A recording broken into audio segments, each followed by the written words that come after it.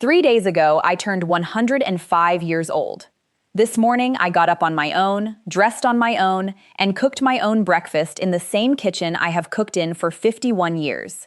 No nurse, no nursing home, no calling my children to come rescue me. And my children are in their 80s, so they would be slow getting here anyway.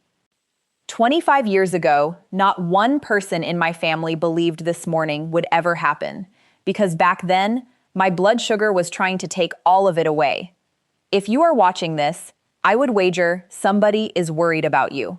Maybe it is your doctor frowning at your blood work. Maybe it is your daughter asking one too many questions about what you are eating. Or maybe it is you, lying awake at 3 in the morning, doing arithmetic on how many independent years you have got left. I know that arithmetic. I did it every night for a year.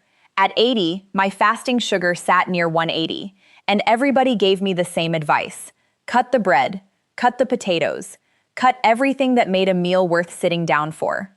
What actually turned my numbers around was the opposite. Adding 10 cheap foods from an ordinary grocery store. I will give you everyone, what each one does, and how I take it, in plain words. And here is the stranger part. The food was maybe 30% of why I am still in my own house. The other 70%, almost nobody puts on a list. I am saving it for the end, because it is the part I wish someone had told my sister. It was never really about a number on a meter. It was about Ruth, my big sister. Sugar trouble ran her down slowly the way it does. First it took her feet, the feeling in them, then the steadiness. Then it went after her eyes. And then it took her address. Ruth spent her last 6 years in a facility hallway that smelled like disinfectant. Ruth raised 4 children and canned 100 quarts of tomatoes every August. At the end, she rang a little bell for someone to bring her tea. I sat with her every Sunday, and driving home, I made myself the same promise. Not me, not that hallway. So when my doctor sat me down at 80 and said we were not talking about a warning anymore, this was type 2 diabetes, and time to talk about a second medication, I heard Ruth's bell. This man did not just reach for the prescription pad. He said, "Barbara, give me 90 days and give me your kitchen." Then the line I have repeated for 25 years. We are not going to starve the sugar out of you. We are going to feed your body until it remembers what to do with sugar. Before the list, you need one picture, because once you have it, every food will make sense. My doctor drew it on the back of my lab report. Think of the sugar in your blood as folks standing in the aisle at church, and insulin as the usher. His job is walking each person out of the aisle and into a seat. The aisle is your bloodstream. The seats are your cells, where the sugar gets used. But after years of big crowds, big meals, big spikes, the folks in the pews stop sliding over. The usher works harder, and the aisle stays jammed. Doctors call that insulin resistance. Your pancreas, the little organ that makes insulin, sends out more and more ushers, and the crowd backs up. That jammed aisle is the number on your meter. Every food on my list does one of 3 jobs. It lets folks in slower, so the aisle never floods. Or it calms the room. There is a quiet irritation in the body called inflammation that makes the pews stubborn. Or it teaches the seats to open again. Start where I started. Breakfast, the fastest single change I made. For 50 years, I ate what my generation was told was virtuous. Toast, cornflakes, orange juice, because juice was healthy. I might as well have been eating dessert at 7 in the morning. That breakfast marched a crowd straight into my aisle before the dishes were washed. And by 10, I was shaky, cranky, and hunting the cookie tin. Most people ride that roller coaster so long they think it is just old age. It is not. And you can step off it tomorrow morning. Here is what I have eaten instead for 25 years. 2 whole eggs, yolk and all, and half an avocado. An egg is nearly all protein and good fat. Hardly any carbohydrate, so it sends almost nobody into the aisle. And the avocado. My generation was taught to fear it, and that fear cost us. Its fat is the gentle kind, in the same family as olive oil. And with its fiber, it slows the whole meal to a stroll. Here is the part that sold me. My doctor calls it the second meal effect. A calm breakfast does not just settle your morning, it settles lunch too. So the rise after your next meal comes gentler. The morning I checked my meter after 2 weeks of this, I sat down and cried. Not because the number was perfect, because for the first time in years, it was moving my way. Quick pause. My great-grandson Danny talked me into recording this, and he says, "I am supposed to tell you, if an old woman's kitchen is worth your time, press subscribe." So he keeps setting up this camera. Now stay with me, because this next group is the one people skip. It sounds too simple to matter. That is exactly the mistake. Remember job 1. Let the crowd in slower. 3 foods do that better than anything I have found. Picture a hard rain on packed dirt. It cannot soak in, so it runs off and floods the ditch. Now picture the same rain on good garden soil. It soaks in slowly and deep, and nothing floods. These 3 foods turn your meals into garden soil. The first one most folks have never bought in their life: fenugreek seeds. Little amber seeds in the spice aisle, a couple of dollars a jar. Walk past them because the name sounds foreign, and you miss one of the strongest tools on the shelf. Inside that seed is a fiber that swells into a thick gel the moment it meets water, and that gel slows how fast your stomach lets food through. Sugar trickles into the aisle instead of flooding it. 1 teaspoon of seeds soaked overnight in a glass of water. In the morning, drink the water and eat the softened seeds before breakfast. They are bitter, I will not lie. So if that is too much, grind them and stir half a teaspoon into yogurt. Start small. That fiber is strong and your gut needs a week to make friends with it. Second, chia seeds. Tiny gray specks that turn a glass of water into pudding. And that is exactly what they do inside you. Same gel wrapping around your meal, slowing it down. Chia also carries a plant fat from the omega-3 family that helps calm that quiet irritation. 1 or 2 tablespoons a day, in yogurt or in water with a squeeze of lemon. Let it sit for 10 minutes to gel, and drink plenty of water with it, because fiber without water is a traffic jam of its own. And third, this one made me laugh when my doctor wrote it down. Lentils. Lentils are a carbohydrate, and they steadied my sugar. Sit with that. It is the whole argument of this video in one bowl. The starch in a lentil is the slow kind, wrapped in fiber and plant protein, so it lets go of its sugar over hours instead of minutes.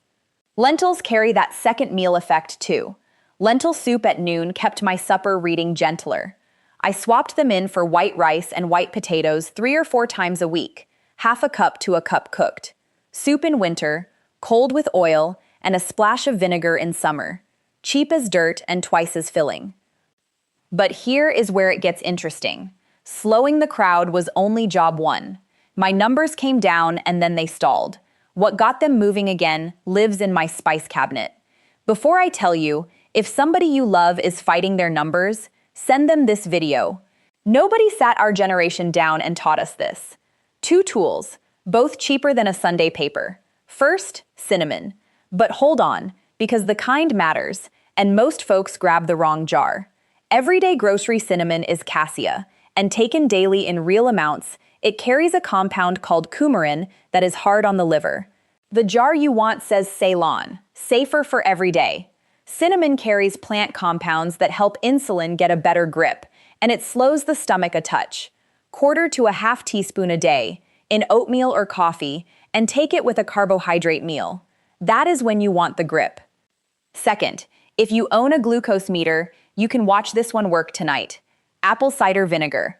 1 tablespoon in a full glass of water, 10 to 15 minutes before your starchiest meal. The sour part slows your stomach and helps your muscles pull sugar out of the aisle and burn it for fuel. I will not promise you a number.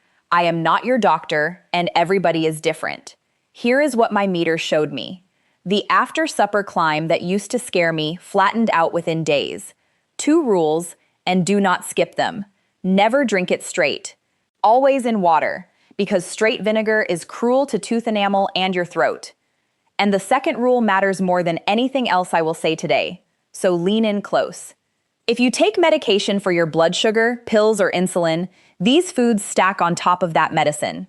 The vinegar, the fenugreek, the cinnamon, the fiber, all of it pulls the same direction as your prescription, and together they can pull you too low. A bad low is an emergency, not a victory. So do exactly what I did. Bring this list to your doctor. Let them watch your numbers and walk your dose down as your body improves.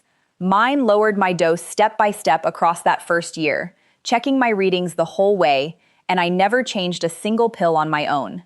That partnership is why my story ends in my own kitchen instead of an emergency room. Do not skip the doctor. Bring them along. Now, the last group works on something you cannot see or feel, and it is the reason some of you eat carefully and your numbers still will not budge. Remember job 2, calm the room. A low fire can smolder in a body for years.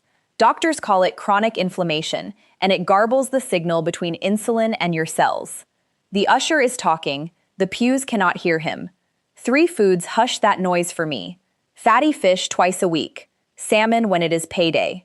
And here is my secret for the rest of the month: canned sardines and canned mackerel. Some of the cheapest, most powerful food in the store. These fish carry omega-3 fats, nature's fire brigade. They settle the inflammation so the signal comes through clean. A piece about the size of your palm. Baked, grilled, or straight from the can onto whole grain toast. Walnuts. A small handful, 7 to 10, instead of the afternoon cookie. Instead of, not on top of. The fat, fiber, and protein in a walnut turn a snack that used to spike me into a snack that holds me level clear to supper. And those same fats are kind to the lining of your blood vessels, the first thing high sugar likes to pick on. Raw or plain roasted, not the candied ones. I know, I miss them too. And last, the strangest one, and the one I would defend hardest: broccoli sprouts. Not broccoli, the little 3-day-old sprouts. My doctor put me on these for one particular misery: the morning number. So many of us wake to the worst reading of the day after eating nothing all night. The reason is your liver, which quietly manufactures sugar while you sleep. And in folks like us, it makes too much. These sprouts carry a compound called sulforaphane, far more than grown broccoli has, that my doctor says asks that overnight factory politely to slow down. I grow them in a mason jar on my windowsill for pennies. A 1/4 cup most days, raw on a sandwich or salad. Raw matters. Hard cooking kills the good in them. So, that was my doctor's list. Eggs and avocado to start the day on level ground. Fenugreek, chia, and lentils to let the crowd in slowly. Cinnamon and vinegar to help the seats open. Fish, walnuts, and sprouts to quiet the room and hush the overnight factory. 10 foods, 3 jobs. I stack them in over 3 weeks. You do not have to do it all by Tuesday. Within the first week, my fasting number began to ease. Within 4 months, my doctor canceled the second pill he had been ready to write. Across the next year, watching the meter together, he walked the first one down too. I am 105 now. I still get checked twice a year by his son these days, and my numbers still behave. That is my road. Yours may run differently. Walk it with your doctor, but walk it. Now, I promised you the 70%, and I will be square about what this is and is not, because at my age, I have got no patience left for fibbing. I cannot hand you a study for what I am about to say. It is not a prescription. It is what 105 years taught one woman. But I have watched plenty of people eat right and still wither, and I have spent 25 years asking why. Here is what I believe. First, hold on to your faith. Whatever you hold on to. For me, it is the book on my nightstand and a prayer with my morning coffee. Hold it with both hands. And it has got nothing to do with magic. Fear is hard on the body. My own doctor says worry pours out stress hormones, and stress hormones push sugar up. He calls it cortisol. I call it stewing. The year my numbers went bad, I stewed every night. 3 in the morning, staring at the ceiling. My faith is where I learned to set that fear down. Every morning I hand what I cannot control to bigger hands than mine, then go soak my fenugreek and tend what I can. I am sleeping now. I was not used to it. Whether your quiet place is prayer, scripture, or a walk under old trees, find where you set your fear down and go there daily as faithfully as you would take a pill. Second, live honestly. What has honesty got to do with blood sugar? I will tell you what I have seen. A lie is heavy. A grudge is heavier. You carry them in your shoulders, your stomach, the hours you should be sleeping. I have known people eaten alive by a resentment they fed for 40 years, and no diet on earth was going to save them, because the body keeps the books even when we will not. Somewhere in my 80s, I paid off every debt of the heart I had. I said the sorries I owed. I forgave 2 people who never asked me to. One was already gone, and I forgave him anyway, out loud, in my garden. I cannot prove what that did for my blood work. I can tell you I got lighter. And a light heart makes it easier to do every quiet thing on that food list, day after day for 25 years. And third, the biggest one. So if you keep only one thing from an old woman, keep this. Think of others. The people who study the places where folks live longest will tell you the common thread is not a miracle food, it is purpose, being needed. The sickest year of my life was not the year of the bad blood work. It was the year after my husband passed, when I quietly decided I was finished. Nobody needed me, so what was the use? I barely cooked. I barely moved. Everything slid. What pulled me back was not food. It was a knock at my door. A young mother down the street asking if I could sit with her baby for 1 hour. That hour became a Tuesday. That Tuesday became a reason to be strong.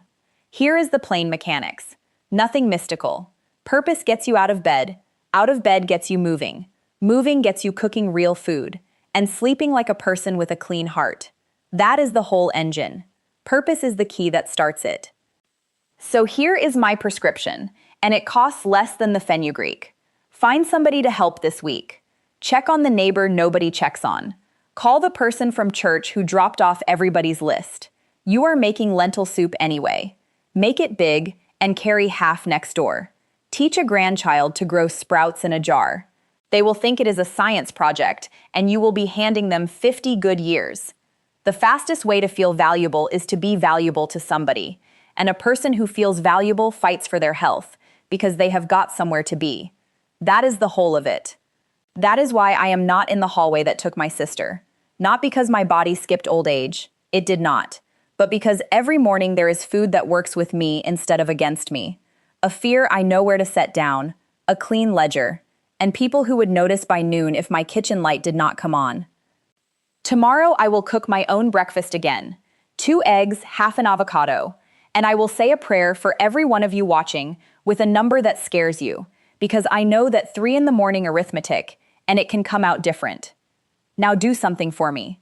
In the comments, tell me your age and where you are watching from.